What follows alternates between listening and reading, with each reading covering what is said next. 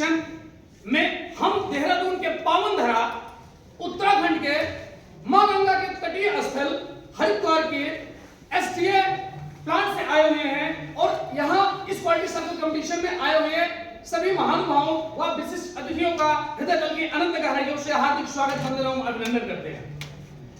हेजल्स home appliances से बनाते हैं जिसके 14 मैन्युफैक्चरिंग प्लांट व 35 ब्रांच ऑफिस है।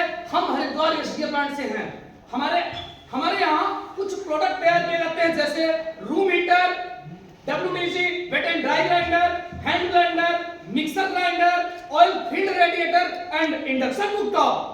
तो आइए मैं अपनी टीम के ऑपरेटर और क्वालिटी इंस्पेक्टर से अवगत कराता हूं। हमारी टीम का क्या नाम है? मैं गेम चेंजर से टीम लीडर विपिन रावत। मैं टीम मेंबर सूरज उपाध्याय। मैं टीम मेंबर शिवाशीष। मैं टीम मेंबर तुषार। मैं टीम मेंबर धर्मवीर सिंह। मैं टीम फैसिलिटेटर राहुल वर्मा। हमारे team coordinator mister Saurabh Sharma ji. हमारे प्रोजेक्ट की डिटेल्स, हमारे प्रोजेक्ट की स्टार्टिंग डेट 21 मई 2023 थी और इसकी कंप्लीशन डेट 31 अगस्त 2023 थी। और जो हमारी मीटिंग होती थी वो आईपीसी एरिया में होती थी। मीटिंग हम सोमवार और शनिवार को 2 बजे से 3 बजे तक करते थे। हमारी नंबर ऑफ मीटिंग 26 थी और अटेंडेंस परसेंट 98% था। किसी भी प्रोजेक्ट को पूरा करने के लिए हमें कुछ कार्य करने पड़ते हैं। इसके लिए हमने नंबर ऑफ मीटिंग बनाए, डाटा कलेक्शन किया, अदर डिपार्टमेंट से कोऑर्डिनेट किया और हमने प्रेजेंटेशन भी प्रिपेयर करी। हमने फीडबैक कलेक्शन किया, हमने सॉल्यूशन इफेक्टिवनेस चेक किया और हमने बुक को प्रिपेयर किया। इस क्वालिटी सर्कल को करने के लिए हमने पीडीएफ सर्कल का यूज किया जिसके 4 फेज होते हैं, प्लान, डू, चेक, एक्ट और इसकी 12 स्टेप्स होती है और इन 12 स्टेप्स पर काम करने के लिए हमने एक एक्टिविटी प्लान बनाया जो इस प्रकार है। आइए शुरुआत करते हैं प्रॉब्लम आइडेंटिफिकेशन के साथ। Identification of problem. इसमें सबसे पहले हम अपनी टीम के सभी सदस्यों के साथ मिलकर ब्रेनस्टॉर्मिंग टूल की सहायता से अपने शॉप फ्लोर पर आने वाली समस्याओं को ढूंढ निकाला, जिनमें से कि हमारी 64 समस्याएं निकल कर सामने आई हैं जो निम्नलिखित इस प्रकार है।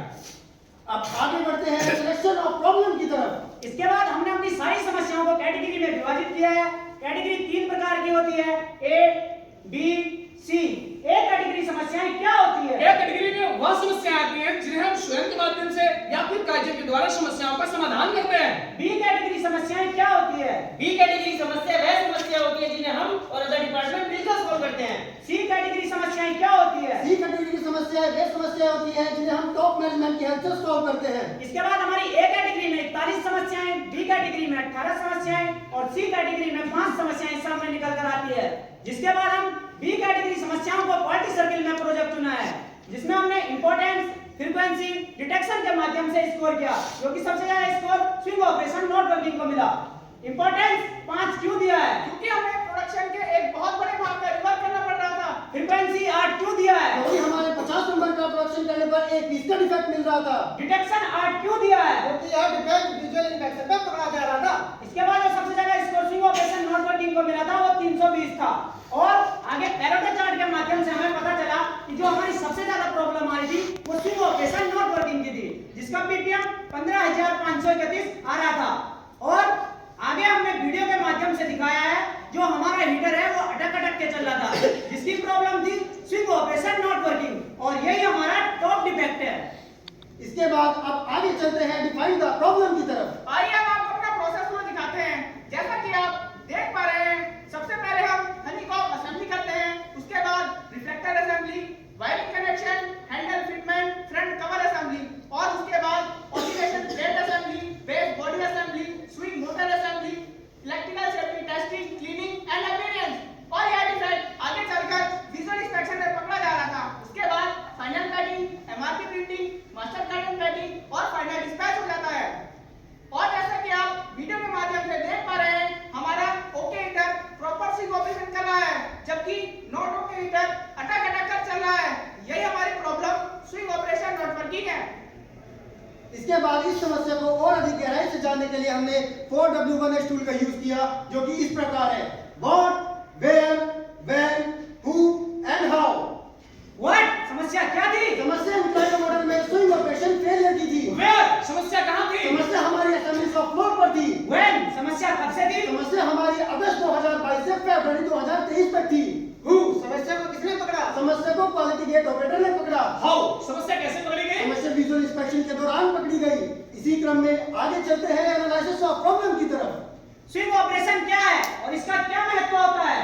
स्विंग ऑपरेशन हीटर में डिजाइन किया गया एक फंक्शन होता है क्योंकि जाड़ों के दिनों में पूरे रूम के टेम्परेचर को तेजी से इंक्रीज करने की आवश्यकता होती है, जो कि स्विंग ऑपरेशन के माध्यम से ही संभव है।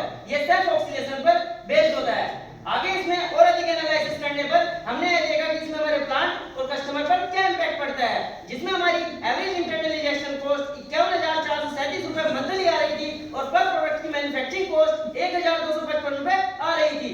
कस्टमर को ऑन टाइम डिलीवरी देने में समस्या आ सकती थी, कस्टमर डिससैटिस्फैक्शन हो सकती थी और लाइन की एफिशिएंसी भी कम हो रही थी। अतः इस समस्या को किल करने के लिए हमने एक गोल सेट किया, जिसे हमें 15,531 ppm से 0 ppm तक लाना था, जिसके लिए हमने अपना समय अगस्त 2023 रखा।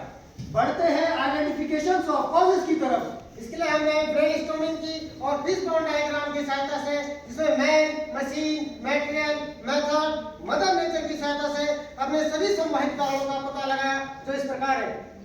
इसी क्रम में आगे चलते हैं फाइंड द रूट कॉजेस की तरफ। इसके बाद हमने सभी संभावित कारणों का वैलिडेशन किया है और इस स्लाइड में हमने लाल बिंदुओं द्वारा अपने वैलिड कॉज को दर्शाया है। जैसे आप देख सकते हैं कि मेटल में हमारे रोकर स्विच में नो कंटिन्यूटी, ऑक्सीडेशन प्लेट की shaft body out of spec थी और स्विंग मोटर डेड और नॉट वर्किंग था, और मेथड में हमारी जॉइंट कैप की वायर रूटिंग ठीक नहीं थी। मदर नेचर, मशीन और मैन में हमें कोई वैलिड कॉज नहीं मिला। इसके बाद जो हमारे 4 पोटेंशियल को सामने निकल कर आ रहे थे, उसके वेरिफिकेशन और वैलिडेशन में हमने क्या प्राप्त किया, आइए समझते हैं। जैसा कि हमारा पहला